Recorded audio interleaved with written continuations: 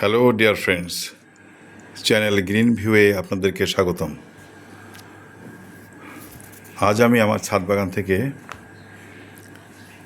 মেটে আলু সংগ্রহ করেছি। আমি মেটে আলু চাষের একটা ভিডিও আমার চ্যানেলে ইতিপূর্বে আপনাদেরকে আপলোড করে দেখিয়েছি। সেখানে গাছে আলুর বীজ হয়েছিল এবং সে বীজ থেকে গাছ লাগিয়ে চারা লাগিয়ে বীজ বপন করে কিভাবে বড় আলু হয় গাছের গোড়ায়, সেই ব্যাপারে আপনাদেরকে একটা ভিডিও দিয়েছিলাম। তো আজ আমি ছুটির দিন, শনিবার, আমি ছাদে অনেকটা সময় নিয়ে এই আলু আহরণ করেছি। এই আলু দুই রকমের হয়, আকৃতির দিক থেকে দুই রকম, স্বাদেও কিছু পার্থক্য আছে বলে আমি মনে করি।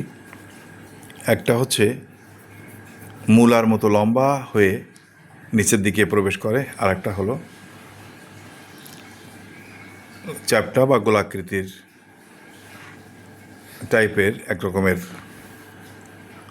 হয়। যেমন এই যে বীজটা দেখছেন, এই বীজটা সেই চ্যাপ্টা বা গোলাকৃতি মেটে আলুর বীজ। আমি যে এই গাছ থেকে এই আলুগুলো আহরণ করেছি, সেই গাছেই এমন বীজ ছিল। আরও অনেক বীজ আমি সংগ্রহে রেখেছি, যেগুলো রোপণ করে আমি আগামীতে আলু উৎপাদন করতে পারবো। এই আলুগুলো যারা খেয়েছেন, মেটে আলু, অত্যন্ত সুস্বাদু। এবং দেখুন, আলু যথেষ্ট সফট আলুগুলো। এই যে আলু দেখতে পাচ্ছেন, এইটা যখন কংক্রিটের চৌবাচ্চার তলায় যখন সে পৌঁছে যায়, তখন সে আর গভীরে প্রবেশ করতে পারে না। তখন সে চারিদিকে ছড়িয়ে এমন একটা আকৃতি ধারণ করেছে, দেখতে পাচ্ছেন। এটা কিন্তু বাধা না পেলে সে আরও গভীরে প্রবেশ করত, এটা বোঝাই যাচ্ছে। এটাও লম্বা মেটে আলু। এটা এই যে গাছের অংশ বিশেষের সঙ্গে আছে, এখান থেকে যদি কেটে আপনি লাগান, তাহলে এই গাছটা থেকে আবার আলু হবে। এটাও তাই, এখান থেকে কেটে লাগালেও হবে। আবার এই বীজ লাগালেও জাস্ট এই বীজটা মাটির তলে রেখে দিলেই এর থেকে আপনার অঙ্কুরিত হয়ে গাছ হবে খুব সহজেই। এবং এতে তেমন কোনো যত্ন করা লাগে না। তবে মাটিটা তৈরি করার সময় আপনারা লক্ষ্য রাখবেন যেন মাটিতে জৈব সার, লতাপাতা পচা, পুরনো যদি সামান্য কিছু গোবর থাকে, অনেক পুরাতন, তাহলে সেগুলো, এবং কিছু ধুলাবালি যদি মেশাতে পারেন মাটির সঙ্গে, জৈব সারের সঙ্গে সংমিশ্রণে মাটি, বালি এবং জৈব সার, এগুলো সংমিশ্রণে মাটি তৈরি করেন, সেখানে এই আলু লাগান, তাহলে আলু এক বছরেই এর চেয়ে অনেক বড় হবে।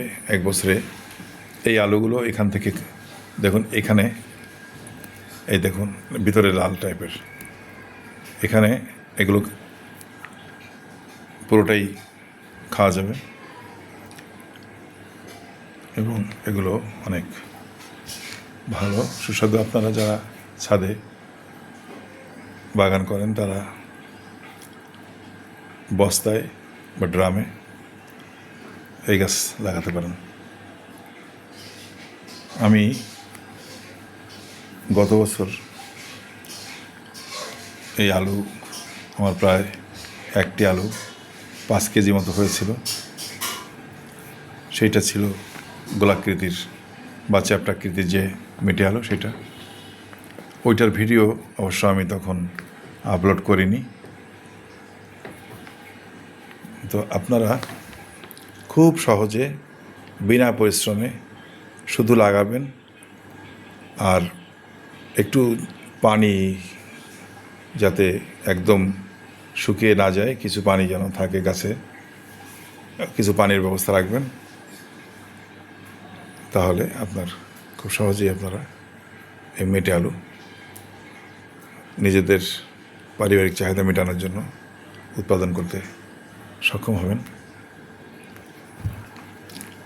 আজকের মতো আপনাদের কাছ থেকে এখানেই বিদায় নিচ্ছি। আল্লাহ হাফেজ।